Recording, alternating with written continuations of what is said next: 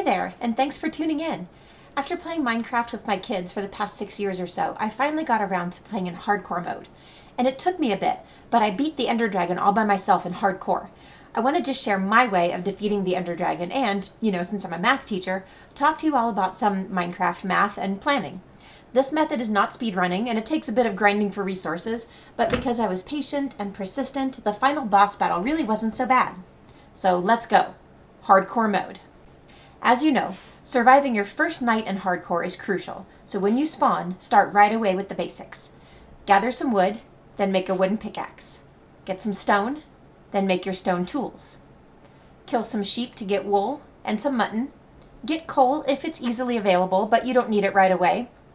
And next, it's time to start hunting for where to build your base, because you need a convenient location where you can have easy access to the resources you need to work your way up to Ender Dragon-worthy equipment. When I'm searching for a place to build my base, what ends up being built in my head is sort of a resource diagram tree, which leads me to the criteria I need for a good base. Let me explain. This diagram looks like a flowchart, but it's a resource requirement diagram. I start with the end. I want to defeat the Ender Dragon. Since I'm not speedrunning, I'm going to need, for example, enchanted armor, a sword, and a bow. The resource requirement diagram is a great idea whether you're working with yourself or with a team. It can help you divvy up who's working on what and come to some common agreements. They're a common structure for projects. For example, this resource requirement diagram shows the resources needed to set the insurance rates for a car. This one shows the requirements needed for an automatic irrigation system. And ours shows the requirements and dependencies for defeating the Ender Dragon. Working through this tree helped me understand what I need. The enchanted armor and weapons are no small task. To get these, I'll need villager librarians to give me books. The librarians can, of course, only be found in a village. But since I need the enchantments in this black box, I likely won't have enough villagers when I first arrive to one, so I'll need to breed villagers. Breeding them requires beds, which requires wool, which requires sheep.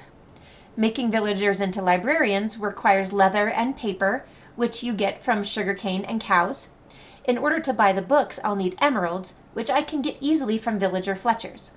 The Fletcher's key trade is sticks for emeralds.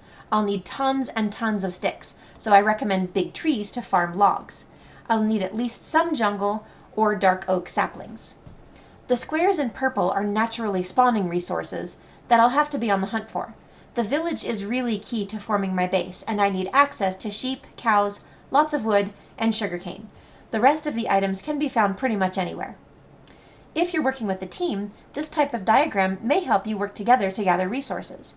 You can refer to your requirements diagram to decide who's getting wood, wool, obsidian, ender pearls, and so on.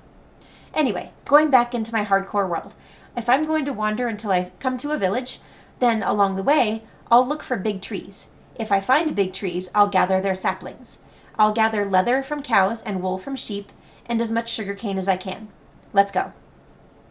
In my journey, I haven't found a village yet, but I did find a dark oak forest. I'm going to gather up some dark oak saplings so I can farm trees when I set up my base.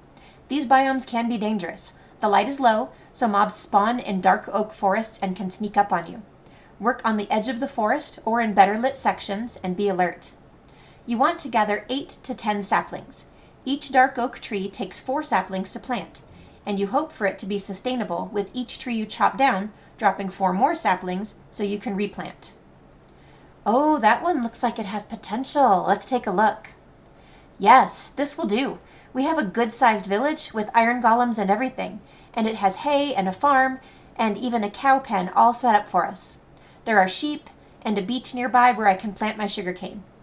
This one meets the key requirements I set up in the purple sticky notes. I'll set up my base here. Tune in for the next episode where we choose exactly the right resources to grind for and set up our farm and villager breeder. See you then!